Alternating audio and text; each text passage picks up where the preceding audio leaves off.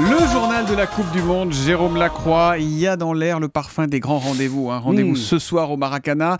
Et au bout de 90, peut-être 120 minutes de jeu, on espère un exploit retentissant pour l'équipe de France. L'Allemagne, la sélection aux 3 étoiles de champion du monde, briseur de rêve en 82, en 86. Mais aujourd'hui, changement d'époque, les Français sont ambitieux et forts de leur enthousiasme. Un enthousiasme retrouvé après plusieurs années aux courbes émotionnelles en dents de scie. Le sélectionneur français Didier Deschamps a insisté hier sur la notion de plaisir à l'idée de disputer ce quart de finale, sans occulter toutefois le caractère singulier de la rencontre. Si les Bleus gagnent, ils basculent dans une nouvelle ère.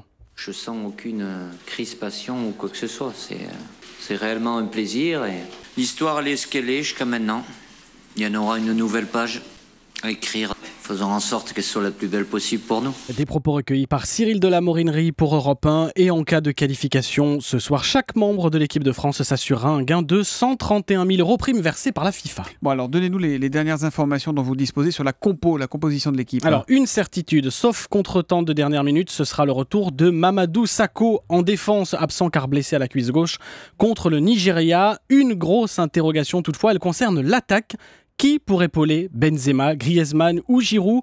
Hier, lors de l'ultime séance à huis clos, Deschamps a une nouvelle fois brouillé les cartes, comme avant la Suisse et comme avant le Nigeria également. L'attaque, ce sera justement le secteur déterminant. Jérôme, encore plus dans le camp d'en face,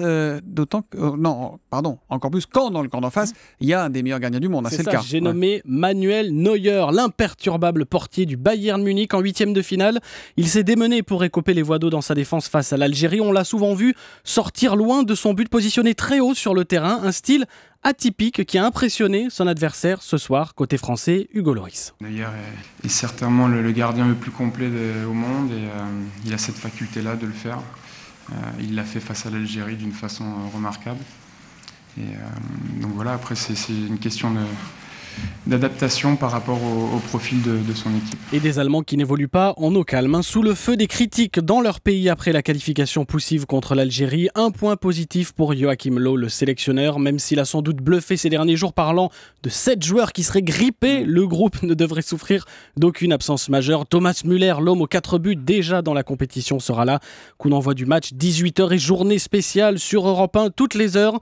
Des nouvelles des Bleus et avant-match exceptionnel autour de Nicolas Poincaré, puis de Michel Denisot, prise d'antenne dès 16h. Et puis il y a quand même une autre affiche incroyable également, puisqu'il y a le Brésil qui joue Brésil-Colombie, autre quart de finale. À 22h, les Brésiliens, au vu de leurs prestations laborieuses jusque-là, ont le trouillomètre à 0 et le cœur à vif. Vous vous souvenez peut-être de ce drame survenu pendant les tirs au but contre le Chili, un supporter brésilien décédé des suites d'un infarctus pendant la séance de tir au but. Et suite à cela, un cardiologue a réalisé une étude dans 9 hôpitaux du pays. Sa conclusion, le cocktail explosif stress, alimentation grasse, bière entraîne dans le pays une hausse de 28% des soins médico-cardiologiques depuis le début de la compétition. Brésil-Colombie, coup d'envoi 22h. Là encore, c'est à suivre en direct et en intégralité sur Europe 1. Merci Jérôme Lacroix.